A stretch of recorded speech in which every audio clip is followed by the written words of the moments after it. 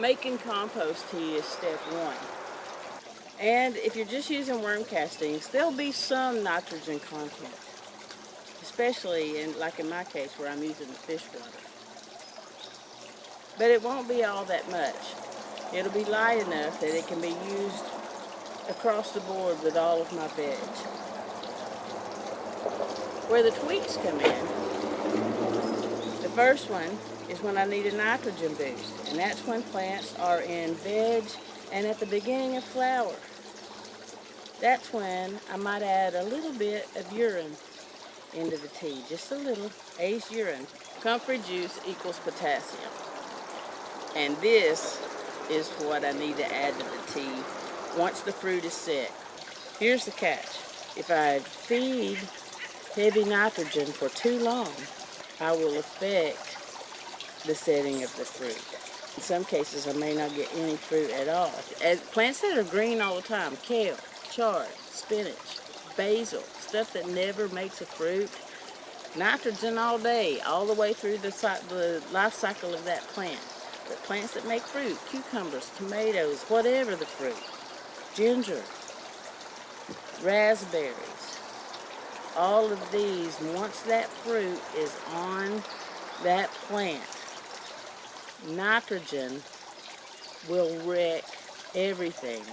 But potassium given right when that fruit sets, hitting it with some potassium is going to encourage growth. Hitting it with potassium too early will encourage growth while that plant is still too small to really be productive. So it's something that the farmer needs to pay attention to. It's been fascinating to dial that in. A broccoli that looked like Medusa, it produced its head so late that I thought it was a giant pollard. After I got burned with some bad manure, I started thinking about fish. I kept them when I was younger and just got out of the habit. But I saw someone here in the valley who was giving her fish away, and that was my chance. So I grabbed these guys, probably maybe 2017 or so. We started out in a 8 fish, 3 snails at a 25-gallon tank. So then we moved up to a 50-gallon tank. And that big old fern that's in the top, I bought that at a big box store. It's a Kimberly fern. It was tiny when I got it, and it lived in the lid of the 50-gallon. Now they're in this 350-gallon tub, and they really did, as far as I can tell, they enjoy their life. They weren't wild caught. They've never known anything but captivity. They wouldn't have a chance thrown into a creek or a pond. I think I've given them a pretty good life. Anyway, today I'm going to give them some fresh water. And what I'm about to pull out, I'll turn that into compost tea. I've tried countless times to get them on camera. They do not like it.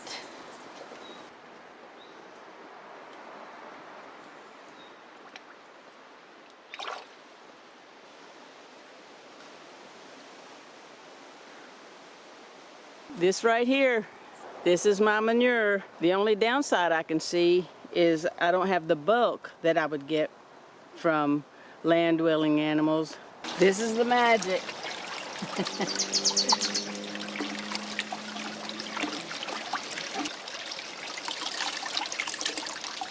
is the floss from the filter. The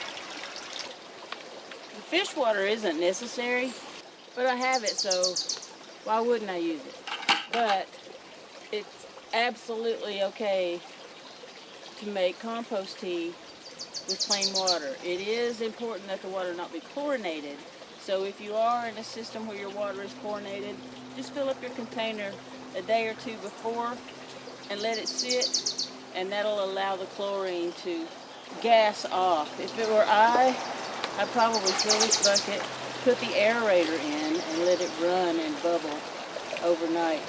I'm going to give this a shot with the air stone, but generally speaking, air stones and bacteria don't get along. So it's not only possible, but probable that this will be populated by bacteria and it won't pass air through. This is a strong pump, so I'm hoping it'll be strong enough to make this air stone work.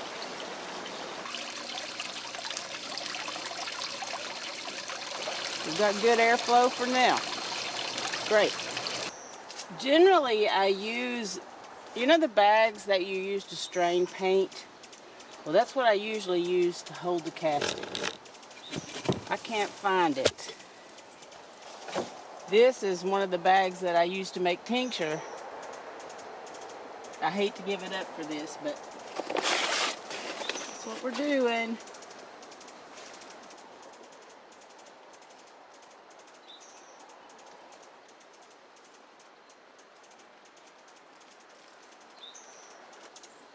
Not a whole lot. Bacteria will multiply exponentially in the water. This is plenty.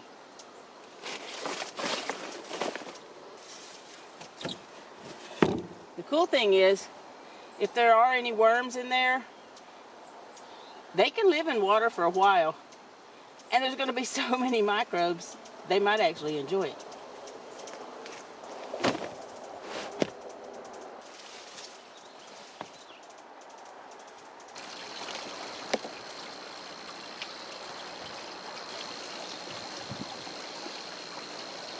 In she goes.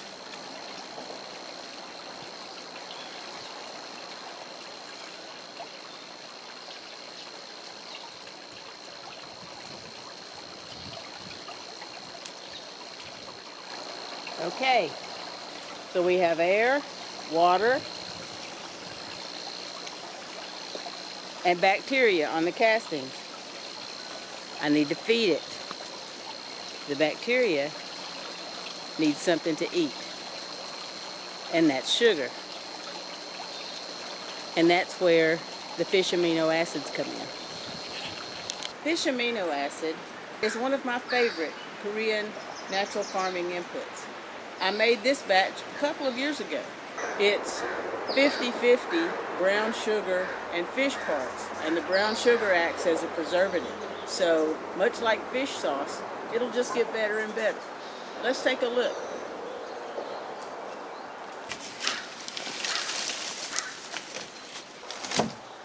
This is potassium made from Comfrey.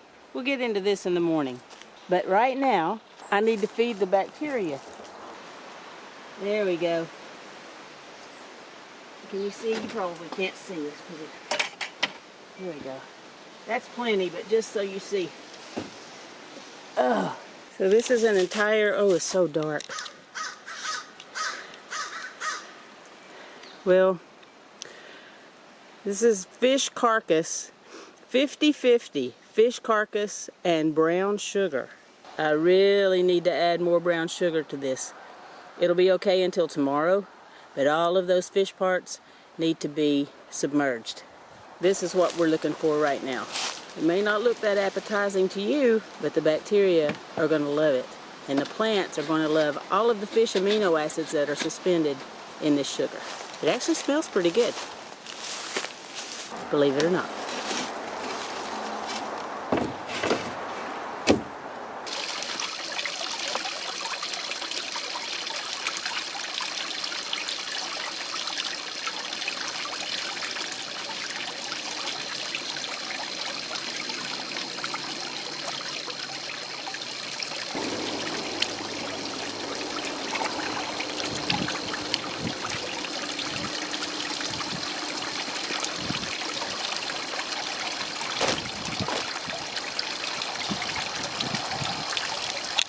This should keep any curious wildlife out.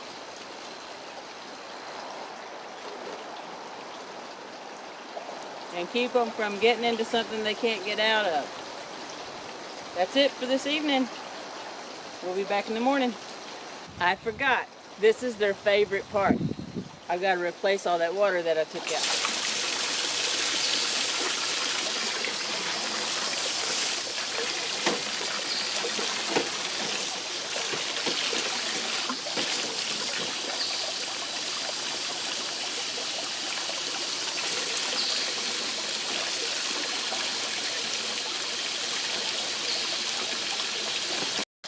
It's been going about 10 minutes, and already we're starting to get a good foam developing. That's a good sign.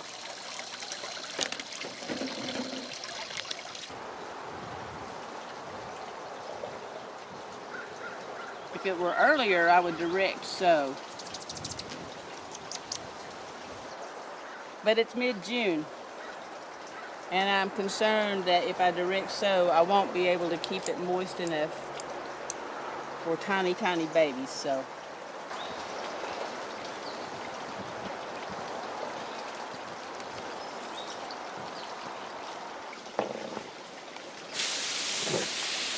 ooh, that wind.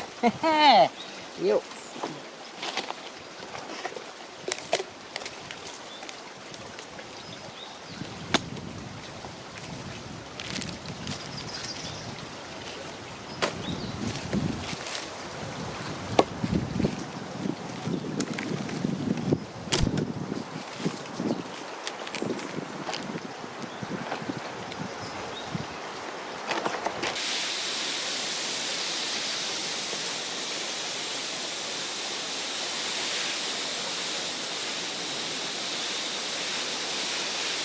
These seeds will get the first dose of the compost tea, just straight, no amendments. These babies pack all the energy they need to germinate. And if they do, I'll worry about feeding them. For now, I just want to get them saturated in microbes as soon as possible.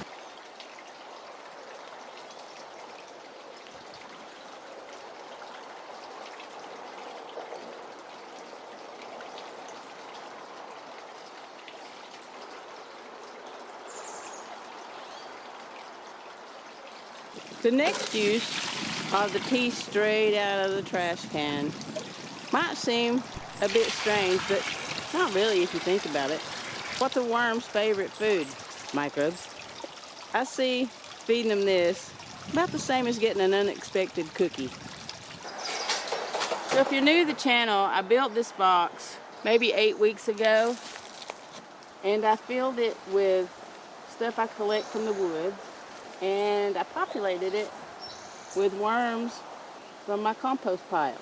The reason I compost with native worms instead of red wigglers is I hope that these guys will be better adapted to the garden. Red wigglers are not really meant to eat soil, so they probably die once they go outside. I'm hoping these guys do not. A gopher got into my last box and wiped it out. So this is a brand new box with a wire bottom and metal corners. I harvested some beets recently, and I got tons of tops. I'm kind of over it. Done with beets.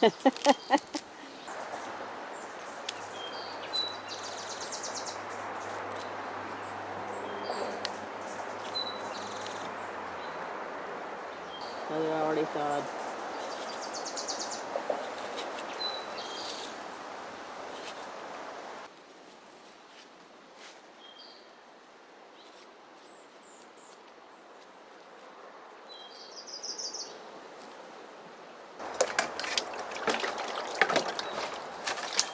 A little bit of compost tea.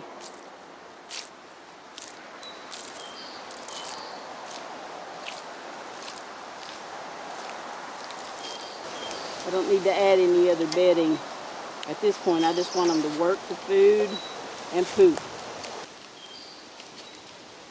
I hope within the next couple of feedings, this will start looking less like dirt and more like worm castings.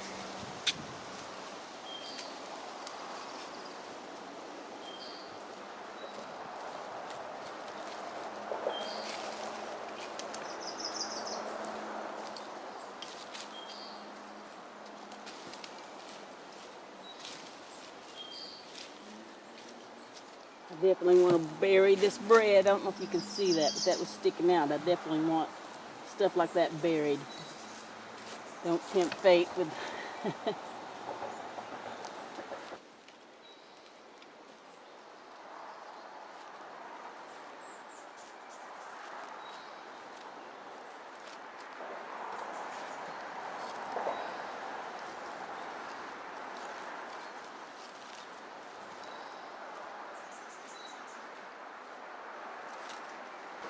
Mostly the top, because water really pools down here.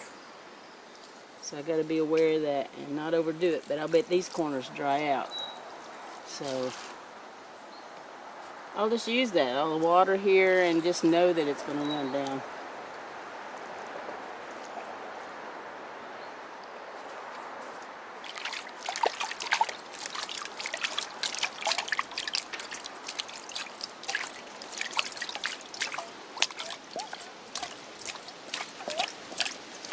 That's enough. It's actually quite wet. Okay, so there's the second use of straight tea. I want to give them a treat with the microbes, but I don't necessarily want to dump a bunch of nitrogen into the worm box.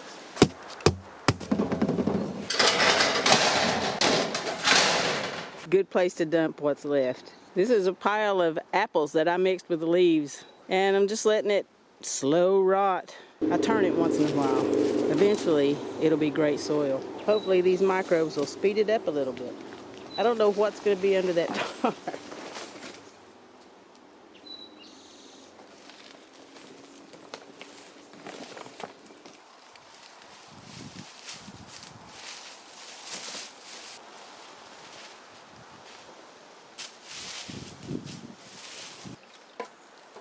This should help.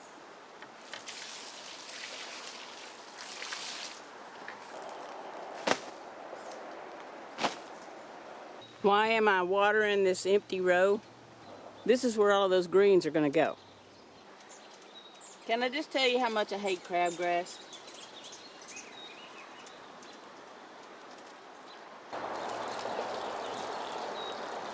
That's one of the downsides. The weeds and seeds are going to love these microbes too. But the good news is they'll pop and I'll snatch them out and that'll be that. Oh, I forgot the amendment. You probably guessed it already. So everything's going to be in veg stage here, which means it's going to be hungry for nitrogen. So for this whole big bucket,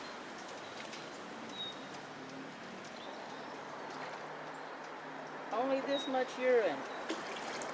Barely anything at all. Less is best.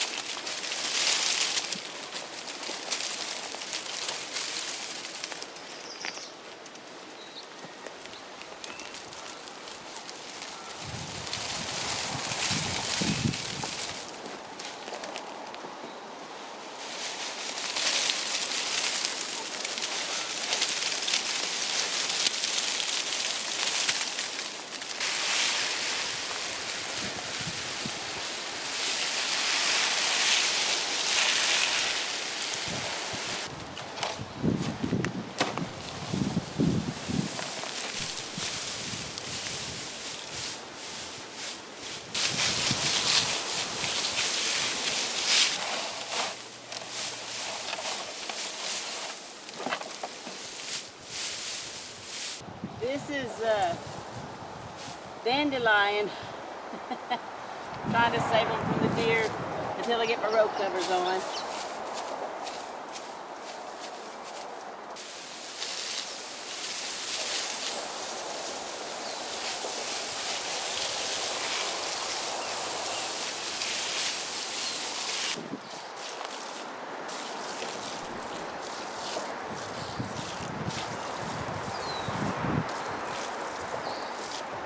One more topper.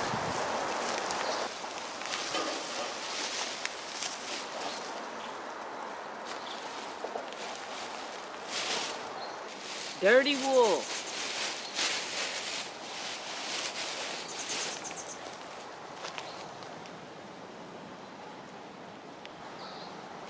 It's gonna take a while.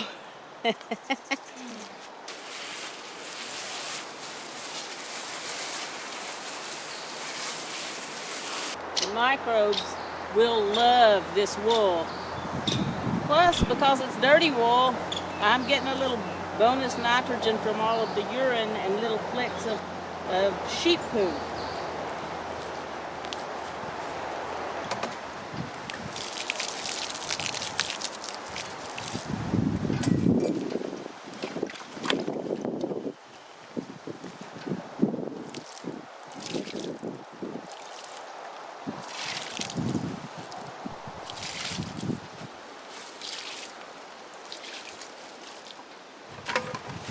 That's about as front-loaded as I can make it. These are some starts that I let go way too long, in their 4-inch pots. I finally got them in last night, but I didn't get it on film.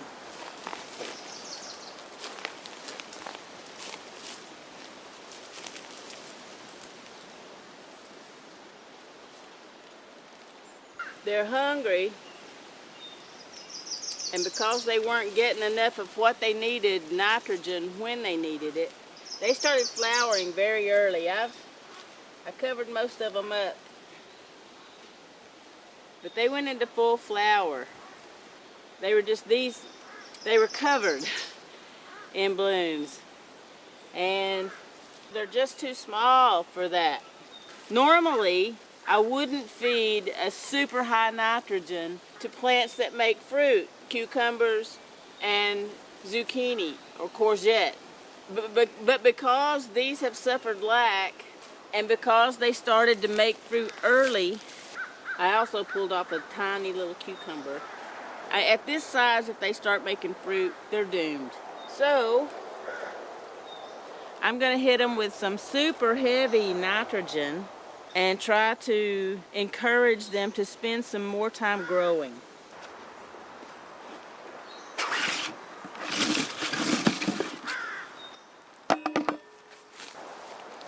It's really, really easy to overdo it.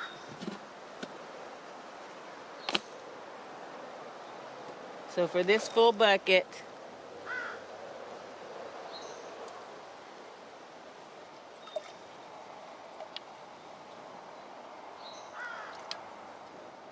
that's it.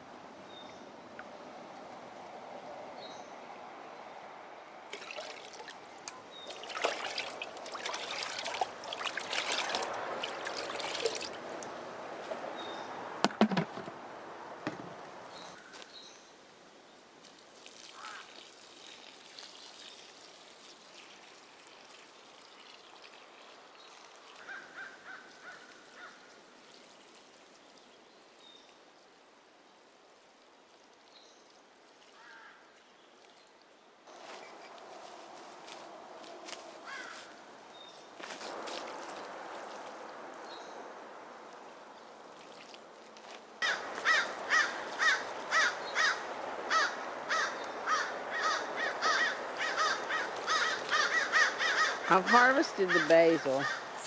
It's looking a little yellow, so it needs a good dose of nitrogen. The tomatoes, however, I don't want to hit them. For the basil, I'm using the same bucket that I used to do the cucumbers and the courgette. But the tomatoes, they've set fruit. I should probably pick it off. I'll think about it while I'm watering the basil. I don't know why I planted so few. I love pesto.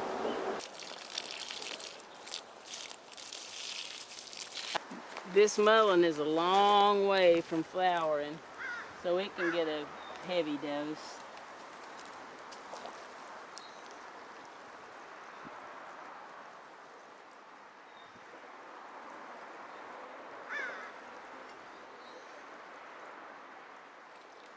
This thing's going to be 12 feet tall before the end of the summer. That's 4 meters, give or take.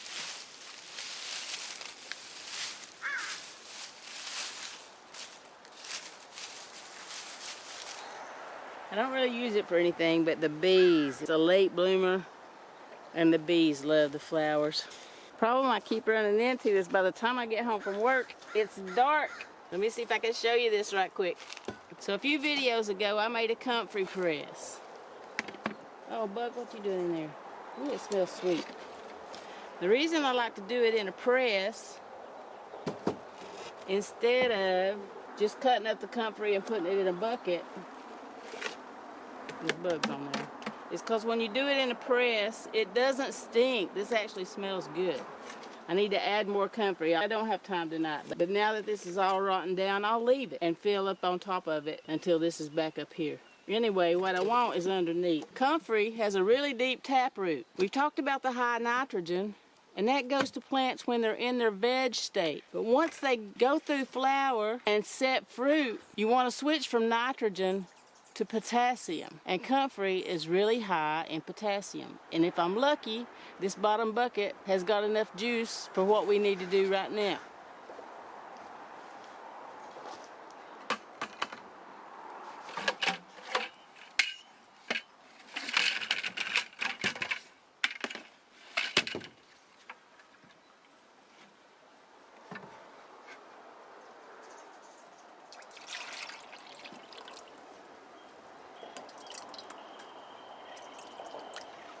Looks like I got enough for 2 buckets.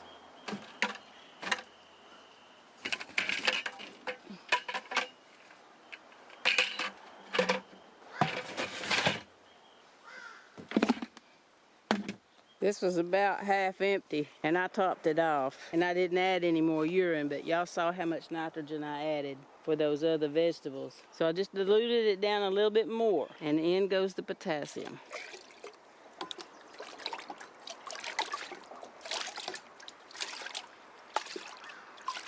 So ginger is a rhizome. It grows this way and this way.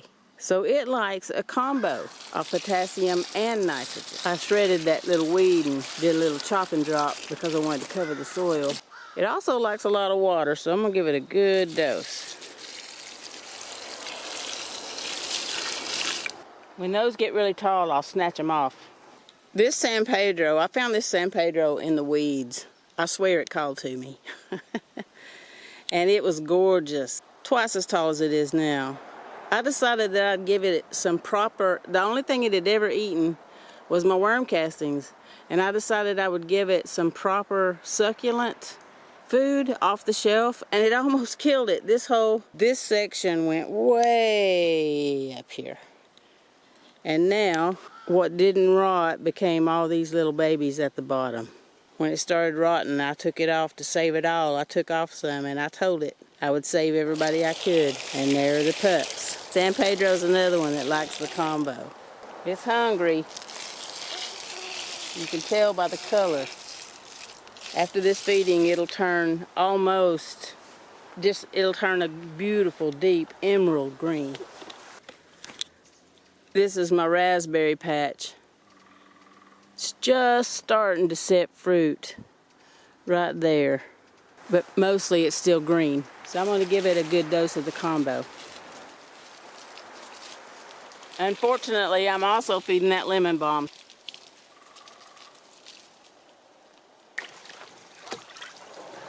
Whoa!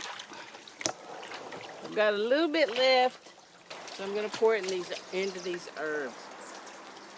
Oregano, catnip, thyme, sage, and rosemary. The oregano has gone wild. And what's interesting is the bits that have gone wild are in better shape than what's in the pot. I really want to ditch these pots. Or actually, I want to repurpose these pots. Alright, oregano. Catnip.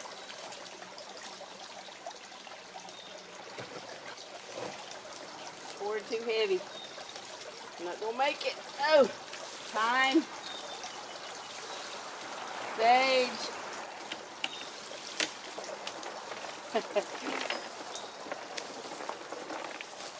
This rosemary, I needed rosemary for a recipe, so from another plant up top, I took 7 cuttings. I used 3 of them, and the other 4 just sat there in the cup. When I finally started to compost them, I pulled them up and they all had roots. So I stuck them in this pot. Those 4 cuttings are this. The bees love it. And it just got gypped on the tea, but I'm going to make another one. This whole thing, manipulating microbes and building soil, it's a lot of fun. I'm going to keep trying to dial it in. Hit or miss, I'll let you know. Thanks for watching.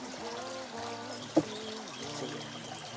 Set the table, 'cause I know that I'm running.